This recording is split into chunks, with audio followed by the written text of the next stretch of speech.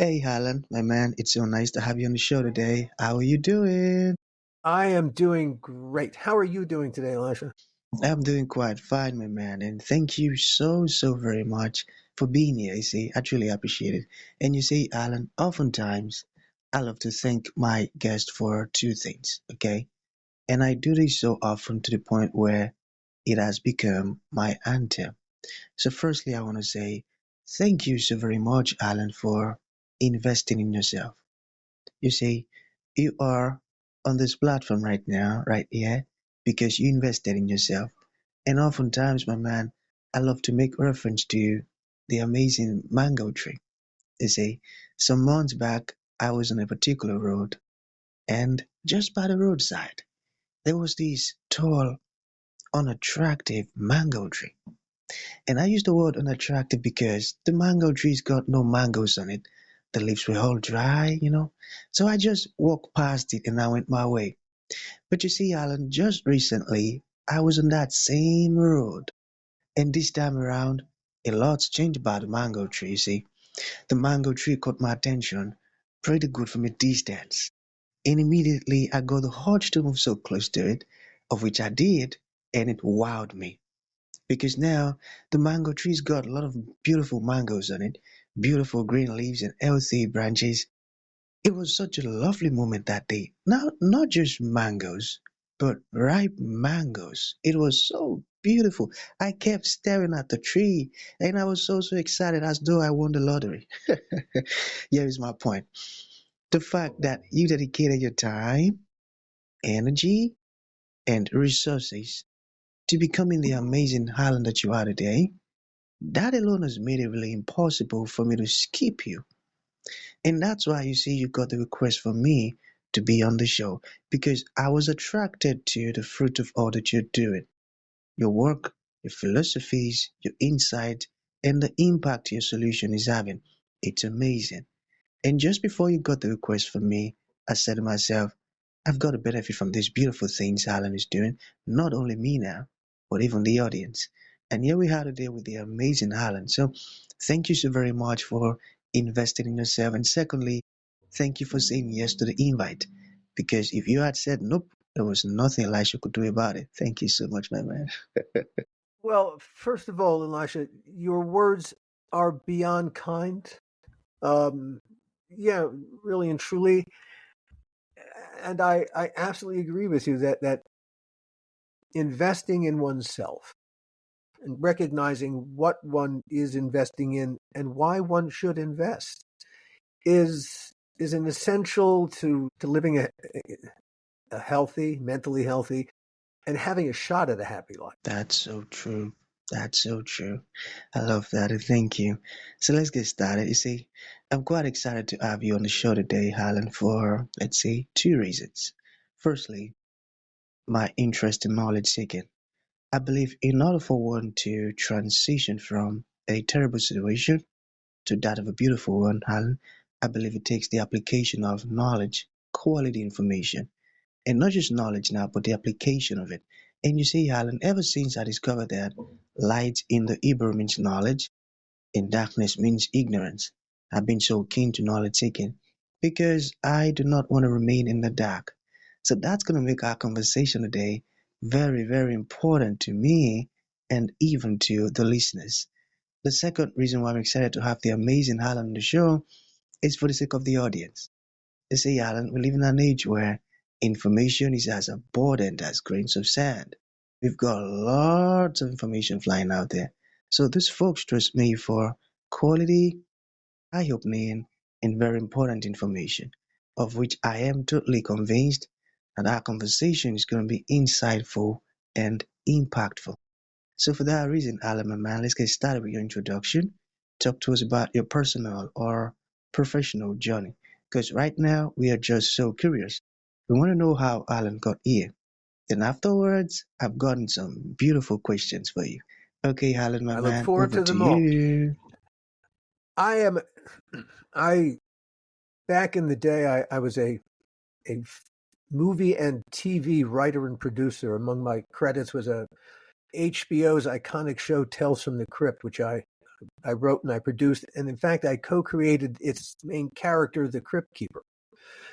And that led to an awful lot of success.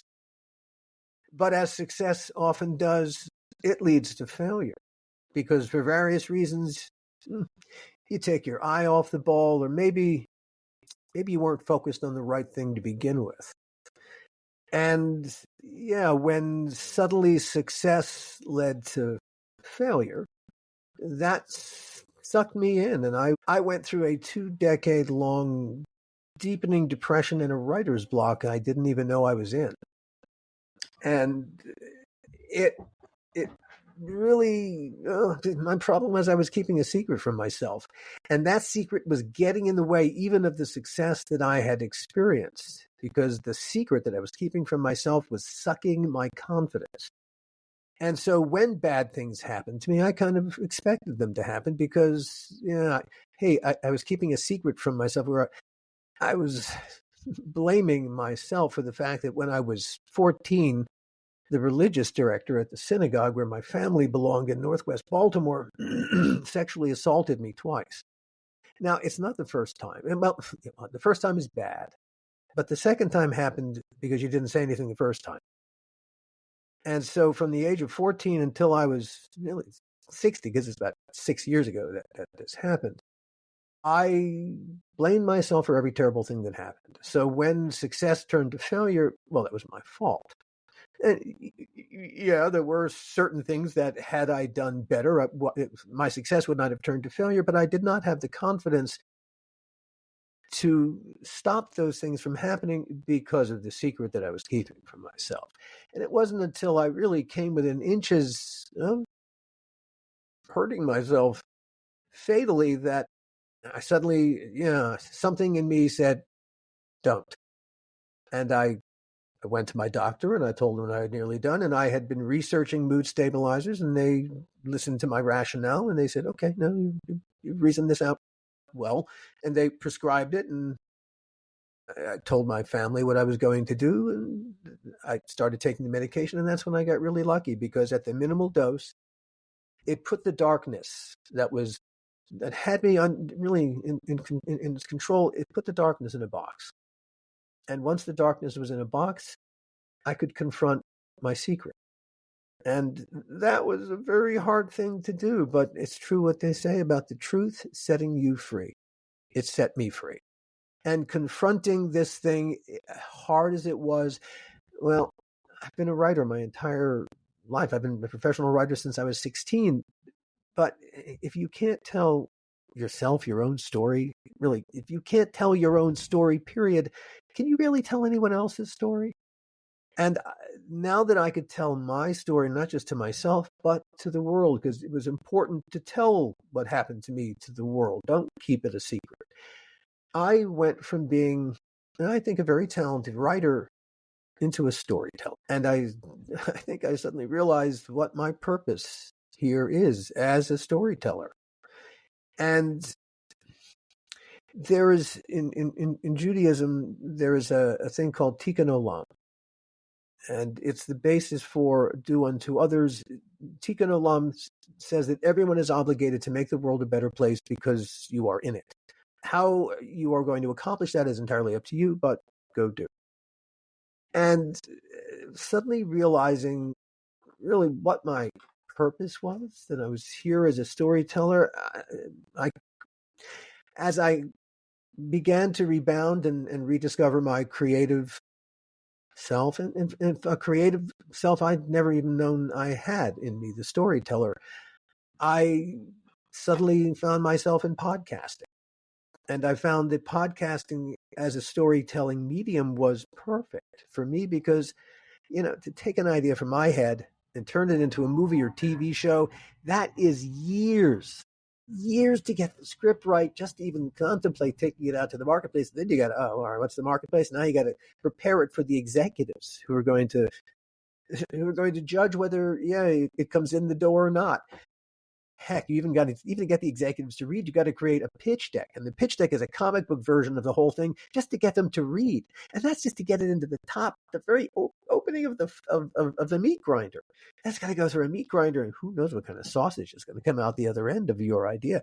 Years and years and years, and there are thousands of people standing in your way, and at any one point, any one of these people could kill the thing dead just because of who they are. With a podcast, I can take that same idea and put it out into the world. There's only one person standing in my way, and it's me. If I do the work, if I tell the story, I got to find the audience and help the audience find the story that I've told. But all right, I'll take that back. I love the intimate nature, and I love the peer-to-peer relationship with the audience, and I love the fact that I can tell a story however it needs to be told. And really, there's no one standing in the way other than, hey, if I'm telling someone else's story, yeah, I want to get the best version of the story from them. I really want to tell the story so that we can experience the world through their eyeballs. We know why they did what they did intimately. We really have experienced the world as they experienced it. We know their story from the inside out. And that became the thrust of my storytelling. I used to do Tales from the Crypt and The Outer Limits. I have a taste for weird stories, and I still do. But now most of the stories that I tell are absolutely true. I couldn't make up a lot of the podcasts that I've created. No, I couldn't. And I used to do Tales from the Crypt. Reality is far stranger. But even a great story must be told the right way. And I think that is really what I think I bring to any storytelling party. That's amazing. The skills of a storyteller to tell the story the best possible. Beautiful, beautiful, Alan. I love the fact that you went through all of that and you were able to come out of it. And now you're trying to impact the world with your solution. That's a great one. And the part where you mentioned that when you were able to get the darkness inside a box, now you became free. You could say the truth, and the truth sets you free. That's amazing. Indeed it does. It does. So I've got some few questions. Let us talk about your experience.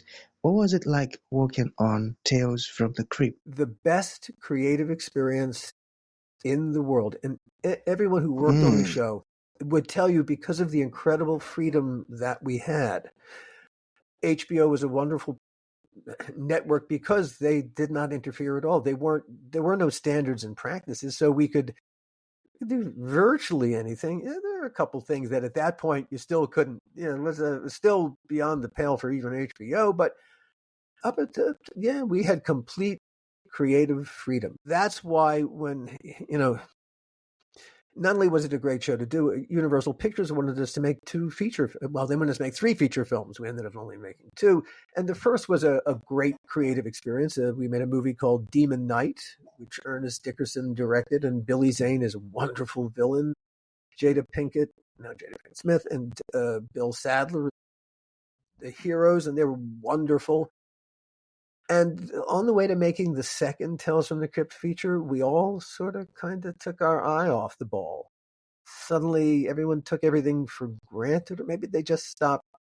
Well, their priorities got weird, and my executive producers and the studio began making choices that, instead of making the movie that we all had been planning to make, a psychological thriller called Dead Easy, they made us make a movie called Bordello of Blood instead. And while I guess we could have said, no, we're not making this movie, that really wasn't how it was going to work. That was not actually, not if we wanted to work in this town again. And so you find yourself doing something you don't want to do. And don't be surprised if you work on something that you have no respect for, you really don't care about it. Don't be surprised if every day is stupider than the day before it. And that making Bordello of Blood was my own personal Waterloo. And that was really the beginning of that 2 decades long descent into depression and writer's block. It all came from doing something creative that I had no I had no relationship with. I didn't care. Yeah, and I Amazing. in the first the first podcast I did was the How Not to Make a Movie podcast. And the first season, Oh, the first 5 episodes, I told the story of the making of Bordello of Blood. And Entertainment Weekly called it the best film podcast of 2022, part wow. because of the honesty with which the story was told. I wasn't there to really to pull down anybody else. Well, there was one person who I really wanted to, who I believed needed to be, the truth needed to be told about them. The absolute, and they deserve to be called out, and that's Sylvester Stallone, because he should have had nothing to do with my movie, but he had everything to do with my movie, and I really rather resent what he did to one of my cast members. But I should have been a better producer on that movie, and because I was making a movie I didn't care about, that infected my work as a producer. And so, yeah, to a degree, I needed to tell the story. I needed the catharsis, but a big part of the catharsis was the confession that I had lost my way. And yeah, the truth will set you free, even when it's you confessing what you've done. Exactly. Quite, Exactly. quite, That's right. quite liberating. Quite liberating. So I've got this question. Okay, which is harder, surviving Hollywood or figuring out how to work on a podcast mic? Oh, a podcast mic is easy, relatively speaking. Wonderful thing about the podcasting world, when in all the subsequent seasons of the How Not to Make a Movie podcast, and then the story podcast that I've been producing separately, The Donor, a DNA horror story, which is 7 episodes, an absolutely true story about a sperm donor an anonymous sperm donor who suddenly lost his anonymity, and all his donor kids came looking for him. Or The Hall Closet, which is an absolute true story about Donna Hall growing up in a lower tier crime family in the 80s and 90s outside of Philadelphia. This is wonderful. Making a movie or a TV show challenges you every day. It's not the creative part of it that's the challenge. That's the best part. All creativity is problem solving. And here you are, you're solving the problem of how to tell this story with a bunch of wonderfully, equally creative people. It's all the executives resisting you. It's all the people, it's the money that is always the problem, because the money is so risk averse that it never wants you to take a single chance. And so whenever you bump into risk aversion, that's when creativity gets compromised. But you got to understand the risk aversion. Hey, that's my money you're spending, you know. So you don't have that on podcasting because there's no executive. There's no one pushing back on what we That's do right. other than the audience. Hey, we got to keep our audience happy. We got to know who they are and why it is Exactly. that they. The other thing about podcasting that is so wonderful, people take I our tell you. voices, and they take our voices in our stories, and they listen with earphones or earbuds, or even in their car, which is just a giant So sound pod. beautiful. They're taking our voices in our stories and they're putting them in the most intimate space between their ears inside their heads.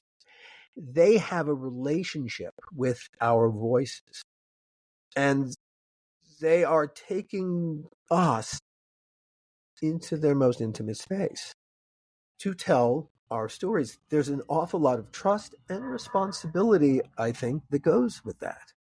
And yeah, I want to maintain that trust that I hope I've begun to create with a growing audience of podcast listeners. This is something you Beautiful. could not possibly do in the film or TV world. It's not possible. You don't have the It's relationship not possible, I tell you. with the audience. It's not. Nope. It's not. Podcasting is so amazing. And it's so democratic. Yeah, there are millions and millions of podcasters, and everyone can do a podcast, and there's nothing wrong with that. Yeah, most people will Yeah. have their podcasting experience, and then they'll walk away. They'll go back to their regular lives. But the thing about podcasting is it's all about the content, and the Mm, mission is create great content that other people are interested in. That's the challenge. And then go find the people to listen. But anybody can do that. There's nothing standing between us. Yes, it's a lot easier with a budget and money. Holy cow, yes. But the podcasting world, there are ways to work one's way up the food chain. There are ways, Exactly. and it's all content based. Create great content, like everything else in life. Very It is a important. struggle, and there are vicissitudes, and you can't get sucked into the vicissitudes. You got to keep your eye on the prize, the thing you are struggling to achieve, and that's the beacon. And you got to kind of be Beautiful, like beautiful. a mosquito flying into that light. Awesome. And I'm definitely taking that as a final thought. Beautiful. So, Alan, for folks who would like to reach out to you, learn more about everything we've discussed, start to listen to your podcast, or they have questions, how can that be possible? Right now, each and every podcast is the best way to find me. I'm fixing that. We're creating my little company, Coster and Touchstone Productions. In the next month or so, we'll have a website where it'll be the collecting point for everything that we're doing. We are doing so very much. But the individual podcasts, the How Not to Make a Movie podcast, available wherever you listen to your favorite podcast, or the Donor podcast, the Donor a DNA Horror Story, wherever you listen to your favorite podcast, or at thedonorpodcast.com, or The Hall Closet at thehallclosetpodcast.com, or wherever you listen to your favorite podcast, or Sage Wellness Within Podcast, a new one we just started launching about traditional Chinese medicine at Sage Wellness Within. Beautiful. So that's going to be the end of the show, my man. Thank you so very much for coming, and thank you for sharing this high opening stuff with us. It means a whole lot. Thank you, my man. Thank you, Elisha. I hope the content was exactly what you wanted it to be. That was a beautiful one, Alan.